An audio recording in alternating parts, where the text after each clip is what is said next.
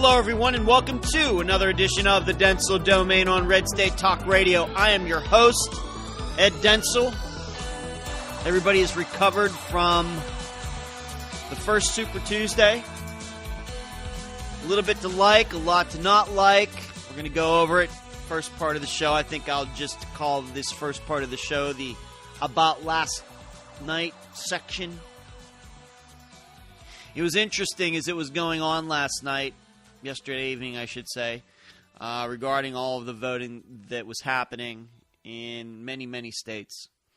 I had gone out with my dad to get some ice cream, which is contrary to me trying to stay at a reasonable weight and working out and everything. But Tuesday evening has kind of become our ice cream night since my parents have come down here from Pennsylvania. Just how it works out. And, you know, my dad was a fairly politically astute guy. And he watches Fox News, I think, quite a bit when I'm not around. When I go over there, we mainly watch, as I've told you before, Family Feud, Jeopardy, and some other shows. I tend to stay away from Fox News because I can't stand most of the people that are on there. You know, I don't know, just on that for a moment. I'm not sure that liberals truly appreciate that there are many, many conservatives, true conservatives like myself, who would rather watch paint dry than watch Fox News. I think liberals think, well, Fox News, right wing, everybody watches it. That's why its numbers are so high. And that's not the case at all. I could easily go the rest of my life and never watch Fox News. Now, I will admit to going to their website, foxnews.com, and reading news. But it's not personality driven there. In fact, when I look at the articles, I'm not even sure if they have any authors of any of the articles at all. I'm not sure liberals appreciate that or understand that. And I guess we could say the same thing about liberals with CNN or MSNBC if you don't realize my allergies are kicking in and I have this thing going on with a tickly throat today. I'm going to try to manage it. But it's the same way with liberals who may or may not watch MSNBC or CNN. We know that their numbers are very low and to the point of almost not being able to be charted. So it would be a falsehood to say that liberals watch MSNBC or CNN. And I've made that point before. I don't know where liberals get their news. Well, it's also true that there are many, many, many conservatives who just don't watch Fox News, but they don't watch it because really they don't like a lot of what's on there. There are many people like myself who really don't care for Sean Hannity that much, and Bill O'Reilly, and Greta Van Susteren, and the rest of them. So it's just kind of an interesting phenomenon. In any case, I was out there with my dad, and despite him following the news, he was not aware of the entire Donald Trump Ku Klux Klan controversy from the last 5 days, 6 days. I don't think it's quite been a week, but it's at least been 5 days. And about David Duke giving his support to Donald Trump, and then Donald Trump being asked by Jake Tapper. Couldn't think of Tapper's first name yesterday. Jake Tapper. About all of that, and Trump completely dismissing all of it. Dad didn't know anything about that. And then on top of him, I was able to show him the video of Trump saying he doesn't know anything about David Duke, and then from, the year 2000, in an interview, him saying that the Reform Party has a problem because of David Duke, who's a racist. So he knows who David Duke is, back then, doesn't know who he is now. And so, if my dad doesn't realize that all of these things are going on, then I realize and he's retired. He doesn't have a job to go to. He rides his bike every day. That's about it. While he's down here anyway. He's not working 60 hours a week and finding a tough time to see what's going on in the world. My dad has all the time in the world and takes an interest in the world. So if it's possible he doesn't know about something, a big story like that, then it's reasonable to me that millions of Republicans don't know it either. And see, this is the reason this even came up was because I've been telling him I'm not voting for Donald Trump. And my dad has given me a little bit of a hard time because of his hatred of Hillary Clinton. And I've told him you cannot be driven by I said in so many words, you can't be driven by hatred. You have to be driven what your values are. My decision is not based on hatred for Donald Trump, but I'm also not going to be motivated by my hatred of Hillary Clinton. In fact, I don't even know if I hate her. She can live to 100 years old for as long as for as much as I care. I just don't want her in any position of power. That's the same way I feel about Donald Trump. It's the same way I feel about Barack Obama. So I wouldn't necessarily say I hate them. But I'm motivated by my values, and my values say you can't support these people. That's what it says. When it gets to something as simple as a racist organization in the United States and a guy who's running for president that just can't come out and say, yeah, that's crazy. Those people are crazy. Just put it something simple as that. But you'll hear all of the excuses are made. But my point is, as those of us who follow the political news every day for hours, it's hard for us to remember that there are a lot of people who really, for the most part, don't know what's going on. I don't mean they're necessarily ignorant,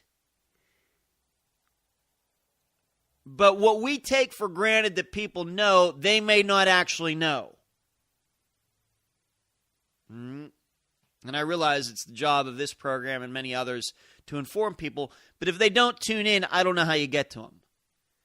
And once again, if my dad, a retiree, a good conservative Republican, doesn't know about the KKK and Donald Trump and all that, then I'm guessing a lot of people don't.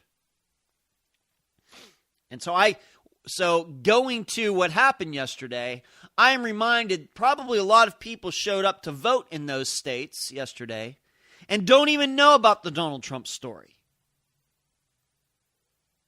We have to remember that. As bizarre as that may be, it's probably very true. So, getting to last night, so it was just just an interesting conversation my dad and I had. And I kept asking him, can you really vote for this guy, if he's going to, embrace this stuff? We'll see. November is still a long way away.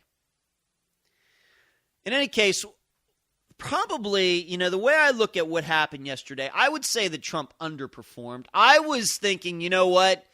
Cruz is probably going to win one state. Marco Rubio is probably going to win no states. And Donald Trump's going to win the rest of them. Now, that didn't even come close to happening. Cruz won easily in Texas, somewhat easily. Easily in Oklahoma. Got the big surprise win in Alaska. How's that Sarah Palin endorsement going for Donald Trump right about now? I think that alone should tell you what Republicans in Alaska think of Sarah Palin. After all these years. Now, maybe there's some little personal stuff going. Maybe a lot of them don't like that she quit. Maybe that's part of it as well. But that endorsement got Donald Trump absolutely nothing there in a state that in Alaska where people thought he was going to win primarily because of the Palin endorsement. Trump barely won in Virginia. There's stories out there that could be that Rubio might have won that had it not been for John Kasich. And there was, a tight race in Arkansas between Trump and Cruz. So, I got to tell you, the way I look at it, it seems to me that the Trump momentum has been quelled a bit. I'm not going to say it's been quelled 25%, but I'd say it's in double digits. A lot of these places, he just plain underperformed by several points. And Ted Cruz overperformed, obviously winning Oklahoma, winning Alaska, making it a fight in Arkansas, and a couple other states.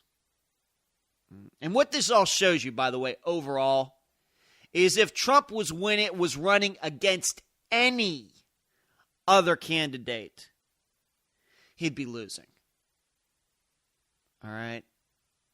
He has that 33 to 36% of people that he is going to get when he wins, and that's about it. It's about it. Nobody is convinced for anybody outside the cult is not convinced of jumping into the cult at this point. And this is what is so dangerous. And this is the other reason that so many people think that he is a very, very weak general election candidate. And it's not just because of us never Trump people. It's more than that. It's more than that. I should also say that there's at least some anecdotal evidence that Trump definitely benefits in places where there are open primaries, where Democrats, people who aren't registered Republican, can come in and vote. There's at least anecdotal evidence right now that he benefits from that. Whereas in those places where there are closed primaries and you have to have an R beside your name to vote as a voter, the other candidates, despite their votes all being split up, do much better against him, and he tends to stay about the same and does actually a lot worse. So there's some anecdotal evidence, and I think that's something that's going to have to continue to be studied as the primary season continues. Probably the worst thing that happened last night that hurt anti-Trump people was Marco Rubio winning Minnesota. Once again, something that wasn't supposed to happen. Remember, going into this, Trump was supposed to win everything but pretty much Texas. And even there were stories out there that Trump was making headway and all of that, and that wasn't true. It just wasn't true. And this goes back to what I've told you at least a couple times, that there is a media out there that wants Trump to continue to perform well because they know it drives their ratings. And all of the coverage that they're giving him. And in fact, I was reading something somewhere about, Donald Trump has not been doing a lot of ad buying compared to the other candidates. And that is actually hurting stations in these particular states. And already the media is starting to worry, well, what if he gets the nomination? What if he doesn't have any ad buys? Because they make a lot of money. The TV and radio, they make a lot of money off that. And if he's not going to do that, if he's going to try to do something else, they're going to be hurt by that. But all the while, they're trying to get all the ratings they can by covering him. And I even had to tell that friend of mine who I talk to once in a while. I've told you about him, this guy I went to college with. And I'm actually trying to get him to come on to the show with me. I think technologically I can do that. I think that would be fascinating to talk to him for an hour about what's been going on. But so far, I think he has a little bit of cold feet. That's fine. Talking about politics and it being heard by a lot of people and putting your ideas out there is not for everybody. It's not. And so I'm still working on that. But as I was telling him that he said something about Fox News and just totally dismiss it. Just totally, absolutely dismiss the coverage that Fox has been giving Trump. In fact, going back, remember, it wasn't that long ago. Remember the tussle between Fox and Roger Ailes and Donald Trump and all of that. It's funny how that's kind of just eased away. You wonder if it was, and I said it at the time, I just wonder if this is kind of a put on. I don't want to believe that. But it seems like maybe a little bit of a put on, a little bit of a show to build ratings for a debate that was coming up. And that's why I would tell all of you, don't watch TV. As I've told you, I don't have TV. I have TVs. I have no cable, no dish, nothing. It is certainly, what's the funny phrase for television, the boob tube? TV, for the most part, is for boobs. And I don't mean breasts. I mean people who don't think that well. I'm convinced that. I watch Family Feud and some fun game shows with my parents, but other than that, I'm perfectly fine listening to some podcasts that conservatives do and doing some reading and watching Columbo reruns online. That's about it. So, but in any case, getting back to that, if Marco Rubio would have lost Minnesota, the funny thing is that, well, it's not funny, but Ted Cruz comes out, says he's the only guy that has won any states besides Donald Trump, and then 2 hours later, Marco Rubio wins Minnesota. That didn't work out too well for Ted Cruz trying to do that. I mean, I was at the gym when Ted Cruz was giving that, and the sound wasn't up, and I had to read the closed captioning. I was actually listening to Iron Maiden while I was watching him talk. And it was hey, John Kasich, Ben Carson, and Marco Rubio, how about you get out of the race now? That's the kind of speech it was. And by the way, somebody has to tell Ted Cruz that these speeches after primaries are a little too long. Too long. Get in, get out, nobody gets hurt. Too long. Because what happens is then Marco Rubio has an opportunity to come back, especially when a speech is wrong. It's not just long, but it's wrong. That Marco Rubio can say, hey, I won one. What Ted Cruz doesn't know what the heck he's talking about. So, although I understand what Ted Cruz is trying to do, he's trying to condense the field, as he should. But Marco Rubio winning that state, that just gives him even more reason to stick around. Now, it should be known he wasn't going anywhere before Florida.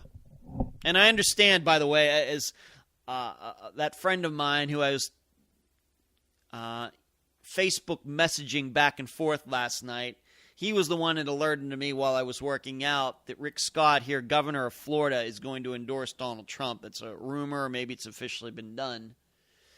I told my buddy, you know what, that may actually hurt Trump here, given what people think of Rick Scott, governor of Florida. Rick Scott, governor of Florida, not a conservative. Not a conservative. So, but you should know something. Marco Rubio, no matter what endorsements happen, no matter where, is not going to win Florida. He's going to lose his home state. Ted Cruz, he was proved he could win his in a wide open battle. Marco Rubio is going to prove that he can't. And I wonder then, will Marco Rubio get out? I think he'll have no choice but to do so. Simply because that is something that I think will stick around. And it'll really make a lot of his people who are voting for him, not those hardcore supporters, what are they going to do? But people who have been seeing him as the better choice between him and Ted Cruz, they may say, if he can't even win in his home state, here Ted Cruz did, Marco Rubio didn't. But it's just going to keep, winning Minnesota for Marco Rubio is just going to keep that winner mentality of his. And once again, I don't necessarily have anything against Marco Rubio. Certainly like him more than Laura Ingraham, Ann Coulter, and the rest of those people like him. Of course, they despise him for reasons that are of immigration and other things, some of which I don't understand. I understand the immigration point, but it's just one topic.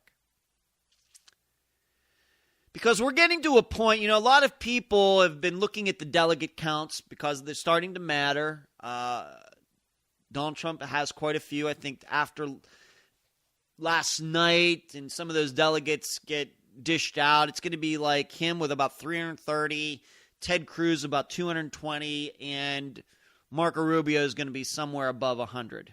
Somewhere like between 100 and 130, something like that. And Kasich and Carson, who cares? But we're getting to a point where, and this has been pointed out at National Review in particular by Charles C.W. Cook and Kevin Williamson, that neither Ted Cruz or Marco Rubio have any reason to drop out, but there's also a lot of reasons that they should drop out. It's one of these weird situations. And the best that I can come to is, example I can give to all of you, is in aviation. When a plane takes off, they get to a speed and a point on the runway that is called V1. V1 means they have reached a velocity where if they have to abort the takeoff, they will run off the runway and crash. Meaning, at the V1 point, your only choice is to go into the air, no matter what might be happening with the plane. You're better off to just take off than stay on the ground. It's called V1. And if you've ever seen any of these these air crash investigations and problems that happen during takeoff, and they do the recreations, you will hear the pilot, the co-pilot, say that as they're going down the runway. V1. And then at some point later, they'll say rotate, which means they've reached that point where the plane can leave the ground. A certain speed, given a certain the wind and the weight and everything else. Well, we are getting close to that V1 point in this primary season on the Republican side. It's going to be a situation where either Ted Cruz or Marco Rubio and those other guys are going to have to choose to drop out and go up against Donald Trump. Or once they pass that V1 point, then if they want to keep Donald Trump from getting the nomination, then they have to go the whole way to the end, and all four of them still as many delegates as they can get. So he can't get to that number. What is it? 1,237, something like that. It's in the 1,200s. Before he can get to that point. So he doesn't get to that point, so something can be done at the convention. So there's two ways that Donald Trump can be stopped from getting the nomination. One is everybody else but one drops out. And so hopefully most of those votes will go to that one guy, thus keeping Donald Trump from getting thus just beating Donald Trump outright. Or at that point, there's a mathematical point in there where even if they all dropped out, that other one guy would not be able to get enough delegates on his own to beat Donald Trump, the usual way that it's done. Thus, they have to just go the whole way to the convention, which would be pretty ugly. That's how I would portray it. It's like a break-even point. At some point, it could actually, what I'm saying, in other words, is there can be a point where all of those other guys drop out and there's one being left and Donald Trump still gets the nomination. And you have to do all the math and figure out what's going to happen in these upcoming states to figure out where that point is. And dare I say it, it's coming up fast. It's coming up fast. And so what I'm saying about Marco Rubio from last night winning Minnesota is that it pushes us even closer to that. It could be, once again, he's not going to drop out before Florida. But if he had not won Minnesota last night, he could say, well, maybe we'll just go through the motions. You have to stick into Florida. I'll run some ads here, but I'll kind of pull back in these other states. Minnesota gives Marco Rubio hope. Hope that he can maybe win his state of Florida and win some of these other states, whereas might not have that hope. In addition, some of his supporters in the other states can say, well, hey, he won Minnesota. We got to stay in this. Just when they were thinking about, well, Ted Cruz, he is winning this state and he's won that state, and we're definitely not going for Donald Trump. Maybe we need to start thinking about moving our support. And this is why yesterday I told you that Laura Ingraham article was such crap. About, well, Rubio's supporters, they'll just, they're only going to vote for either Marco Rubio or Jeb Bush. It's just not true. That may be of the high-end supporters, but I think the regular voter, the regular Rubio voter who showed up yesterday in Minnesota and all these other states, I think they'd be more than happy to vote for Ted Cruz as a second choice, and I think that's what those polls have shown. That's why Laura Ingraham is full of it. Absolutely full of it. So that was probably one of the worst things that happened, even though I don't necessarily dislike Marco Rubio. But for us anti-Trump people, that was the worst that happened. The best thing that happened last night was it seems that the anti-Trump train has lost some momentum. Why? Could just be polls. That could be part of it. Polls were off. Overestimating his support in some areas, and we know the polls are getting worse and worse and worse, so that may be part of it. It could be that those attacks in the last few weeks have been working. I think that's believable. I also think that maybe the Trump shtick is getting a little old. There's something, because the way I see it is Donald Trump, little bit of a fad. And I think that shows in his numbers and what he continues to get in most of these states. It doesn't count what he does in Vermont, doesn't count what he does in Massachusetts, because those states are not going to go Republican anyway, whether he's the nominee or not. So you can't go by those numbers. But the numbers where Republicans usually win or hope to win, he gets in that 30-some% or he loses. Not getting even to 30%. Running in this, this unique lane that he's running in. If you want to put it that way, I guess that lane idea has really come to the forefront this election cycle. So it just shows that he definitely does have a ceiling. It's just, what are the other candidates going to do about it? Of course, what was also good is Ted Cruz proved that he can surprise people. And that's the other part of this, that the other reason that Marco Rubio and Ted Cruz have no reason to jump out and to leave the race is Rubio is going to make the point that, well, we got some winner-take-all states coming up. These are going to be states where Ted Cruz, given his demographics of his voters, aren't going to perform as well.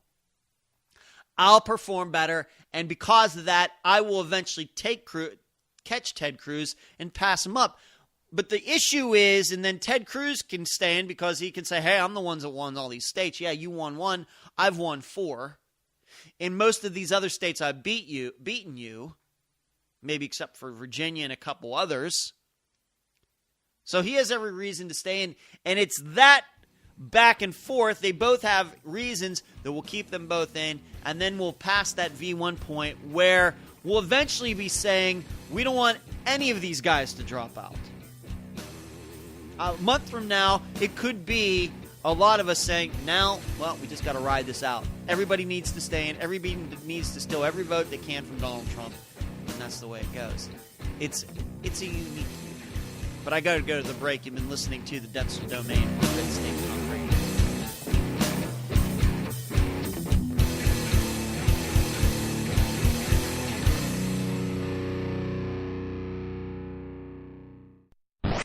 Red State Talk Radio, feeding the hunger.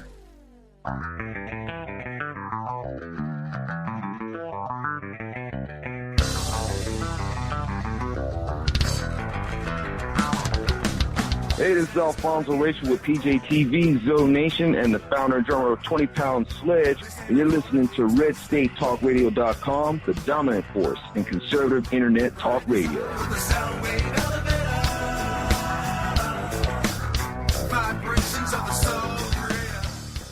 I'm a mom, and just like millions of other women, that's why I own guns.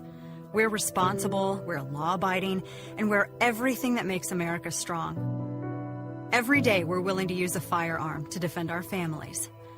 But the media will never tell those stories. If a mom puts a gun to the face of a home-invading thug and makes him run for his life, the story gets buried. But if she's unarmed and murdered, the cameras will be at the scene before the police. It's time for moms like me to speak out. We are the majority. We demand the freedom to defend our families.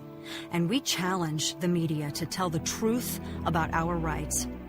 I'm the National Rifle Association of America, and I'm freedom's safest place.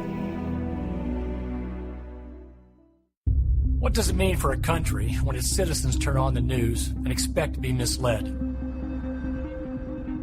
Because the reporters who once served as freedom's fearless watchdogs feel like distant characters in a fading memory. Today, too many journalists are just actors, playing to their boss's script. Why tell the truth when you can sell a lie for more? There's a price to pay for all this dishonesty.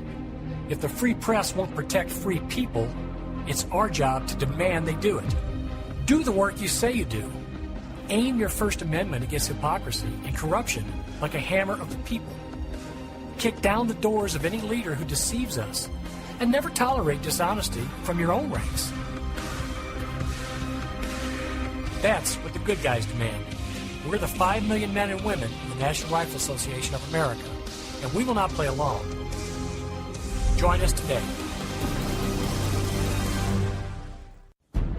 This is Don Newen with Cowboy Logic Radio, and if you don't go to bed every night absolutely fatigued from trying to restore America from the destruction that is taking place, then you're simply not doing enough. Join me late night Tuesday, early Wednesday, 12:05 a.m. for Cowboy Logic Radio on RedStateTalkRadio.com.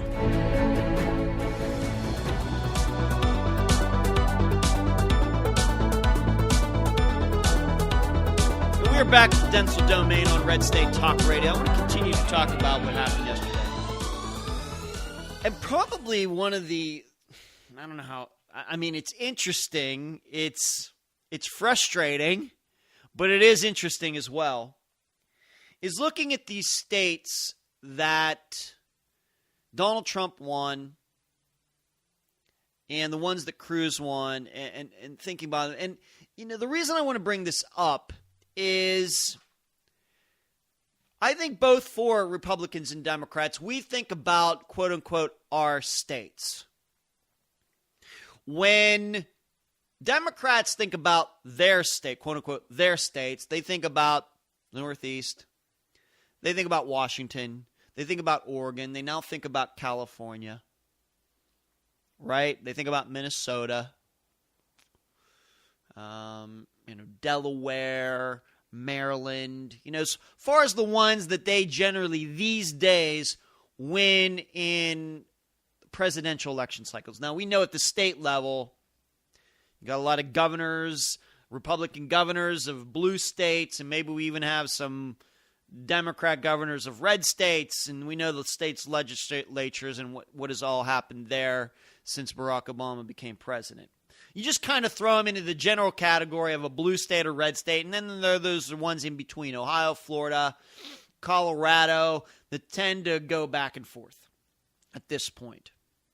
And we as Republicans, we kind of think of the same thing. We think about our states, Alabama, Mississippi, Georgia, Kentucky, Tennessee, right? Texas, Oklahoma, Nebraska, Kansas, the Dakotas, all of those. And so we throw them into this, this huge pile of all being the same. But when you get to the primary season, especially this year, you see how different they are. Now, generally, if I were to ask you without knowing anything, not knowing what the results were yesterday, and just say it was the year 2014, if I were to ask you the difference between Oklahoma and Arkansas, you'd say, well, about the same. Pretty now, these days, reliable Republican states. Arkansas wasn't always that way. Oklahoma, a little more unclear about Oklahoma, but we know Arkansas had Bill Clinton as president. Went Democrat, I believe, back in the day with Jimmy Carter, but since then has become a Republican state. We know Mike Huckabee was the governor thereafter. But last night, Oklahoma went for Cruz pretty easily. But then Donald Trump won Arkansas, but it was pretty close. Once again, when I ask you about Texas, and I ask you about Alabama, for example, two states fairly close to each other. Granted, one's huge, one's somewhat small, big difference in populations, but both reliable Republican states for a while now, 2 decades. You would think that those people in those states vote the same way. They don't. Texas, of course, Ted Cruz won Texas. Now, it helps maybe a little bit that he's from there, he's a senator from there. But we could even change that and say Oklahoma and Alabama. Let's do it that way, Oklahoma and Alabama. Once again, 2 states that aren't really that far away from each other. And that are both definitely solidly within the Republican strongholds. And in fact, I would go as far to say that no matter who the Republican nominee this year is, no matter if all of us people sit home or not, probably Donald Trump would win Oklahoma and would win Alabama. I don't know where else he's going to win. I don't think he'd get enough. I don't think he'd get enough votes to win the presidency. But in any case, Oklahoma, Alabama. Generally, we don't think those 2 states of being that much difference voting-wise. However, we know last night Alabama went overwhelmingly for Trump, whereas Cruz got a surprise victory in Oklahoma. It's amazing to me. That probably there's the bad parts that happened yesterday. There were the good things that happened, and then this is something that's fairly interesting. Once again, you go back to what's the difference between Oklahoma and Tennessee as far as voting goes. You wouldn't think much. Now, maybe, one of those political scientists can get in, well, the median income, and they're going to look at the racial thing regarding different issues, what's going on in Oklahoma economically, what's going on in Tennessee. Granted, a political scientist is probably going to be able to sit down to you and explain to you the minute differences between Oklahoma and Tennessee, for example. But your average voter just thinks Oklahoma Republican state, Tennessee Republican state. But you look at this, Tennessee, once again, went very easily for Donald Trump. Ted Cruz won Oklahoma. It's just kind of weird. It's just kind of weird. Once again, to me, I don't consider myself to be a political scientist in any of this. It's just a weird, some sociological experiment we're seeing with the primaries right now. Obviously, you're a Republican voter in Tennessee and Alabama is different than your Republican voter in Oklahoma and Texas and Alaska, even though they're all considered to be, quote-unquote, red states. And if I were to take a look at what's going on the Democrat side, we know that Hillary Clinton is continuing to sweep up, even though she probably didn't do as well as everybody's expected last night, just like Donald Trump didn't. It's hard to see a way that Bernie Sanders is going to win.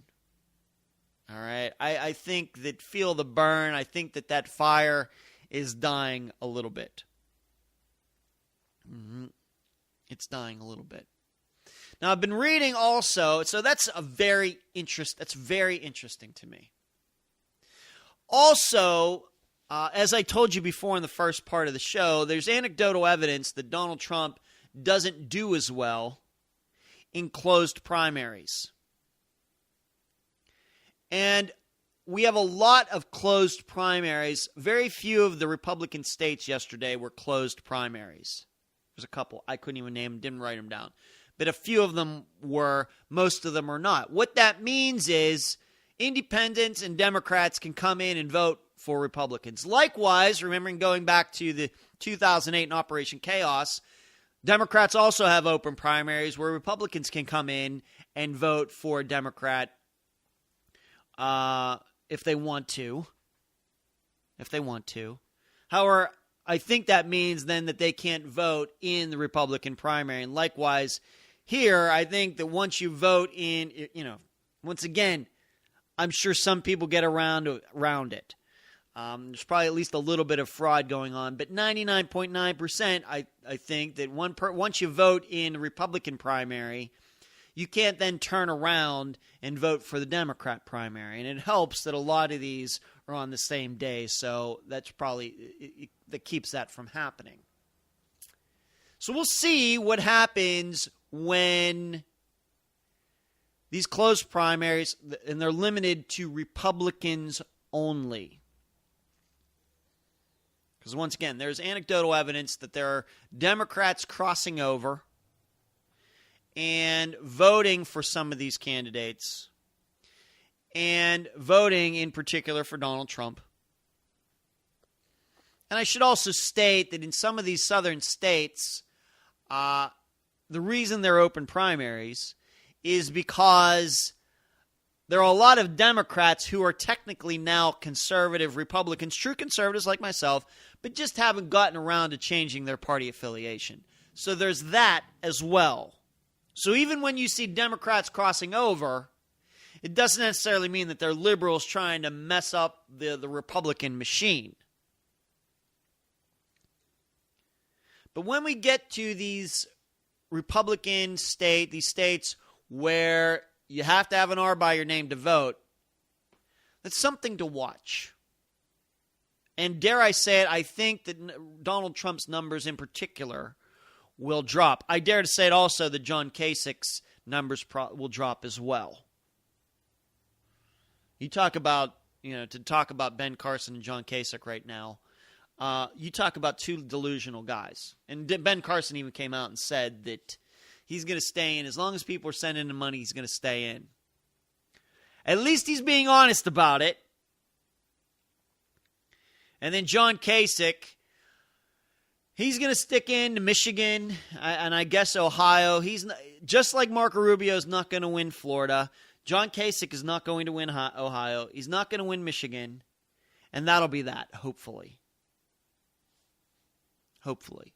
Because right now he's doing nothing but running interference for Donald Trump, which may be the reason. May just be the reason that he sticks around. But you add up all the votes, not the delegates, but the votes, and you see that we're having a situation where, with Donald Trump, where, yes, he's gotten the most delegates. Yes, as a candidate, he's gotten the most votes, but his votes are dwarfed by everybody else's added up. Dwarfed. Even with John Kasich running interference for him. Right? So there's another part to this. And this is why I've tried to explain that Donald Trump cannot be trusted for his word at all. And it comes back to Chris Christie. Is there a guy in politics, Chris Christie, who has fallen so far so fast? Standing there behind Donald Trump during Donald Trump's speech, looking so small. There he is, a governor of a very proud state, although socialist state of New Jersey. And to listen to that windbag, a guy who's not a politician, up there go on and on and on. And even during that speech, and this is the thanks that Chris Christie gets, Donald Trump talks about how jobs are leaving New Jersey. So, Donald Trump, I'm going to guess, asks for Chris Christie's endorsement support. Chris Christie gives it, and then Donald Trump goes out there and makes fun of the state of New Jersey, of which Chris Christie is still the governor. This is who Donald Trump is. There's no reason to... He could have picked any state. Could have said anything else. He could have just left it out. This is what he's going to do to all you people who support him. He's going to stab you all in the back. It's just the way it's going to go. That's who he is. You know, that's who he is. And I'm just amazed that this continues to happen, but that's life. That's life. I want to move on to something else. Some questions out there, being that this hashtag Never Trump is now gaining momentum, and has a lot of momentum on Twitter, and the anti-Trump people are being even more vocal, finally getting on my bandwagon that I've been on since last summer. I should have started that. You know, it's retrospect. I should have started that hashtag Never Trump. Dang it. Because, you know, as far as I can remember, very few people. Let's put it this way. I came to saying I wouldn't vote for Trump on my own. I don't remember saying, I heard somebody else say it, and then I said, yeah, that's a great idea. I know that I came to that on my own, and I'm pretty sure I was one of the first conservatives out here, at least doing shows, that said that. Of course, I'd been saying long before that, there's no way that I'm going to vote for Jeb Bush, and that was back when Mitt Romney might jump in, and John Kasich, and all these other guys, of course, some who aren't there anymore, like Lindsey Graham or whoever else. And the question now is this just big talk? Are these people just doing this to scare Trump supporters? Are they doing it just to get attention, just like the media is covering Trump to get attention?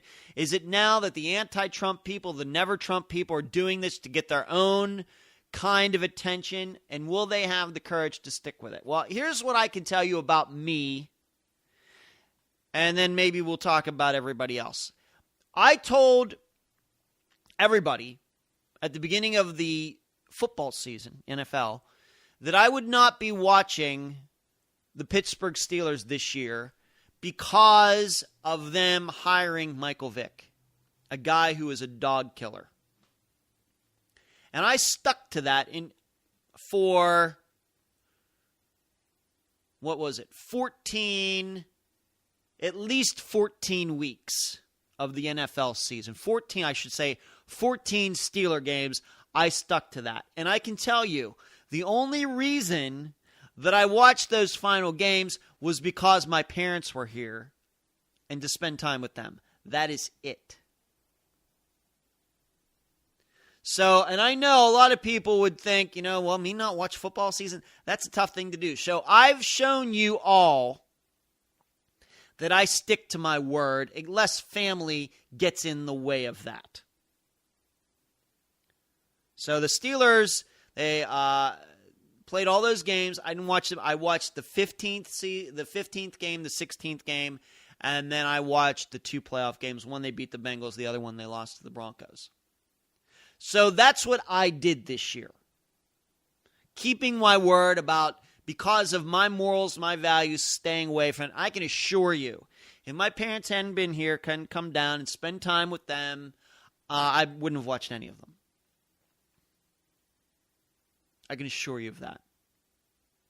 So when you hear me talk about not voting for Trump, I mean it. And it'll be very easy for me to do. It'll be very easy to go in November, go vote for everybody else, and not vote for him or Hillary Clinton. Maybe I'll vote for third party. Maybe I just will leave that whole presidential thing blank. Now, as for everybody else, there's no doubt there are going to be some people, probably a large amount of people, who will weaken. They'll see Hillary Clinton ads every place. They'll think about Benghazi. They'll think about her emails. They'll think about her assistants. They'll think about whatever else, all the other fraud and crookedness that has surrounded her and her husband for 30 years, even going back to, of course, to their time in Arkansas. And so in some different way, that may make Donald Trump more palatable. Once again, if he gets the nomination, there's still no guarantee he will. That will make Donald Trump palatable to these people. I just want you to know I have no doubt about that. And I'm not going to really hold that against those people that much. The truth is, the reason I'm doing what I talk about is for myself. I'm going to try to get other people to not vote for Donald Trump or Hillary Clinton if it comes to that. But I won't be that frustrated if they do. All right? I've already mentally prepared myself that, you know what, that's just going to happen. That's just the way people are. I'm not saying they're lying now. I'm not saying it's some sort of scheme or anything else. We just know that people's opinions change. And I'm not going to hold it against these people if they do.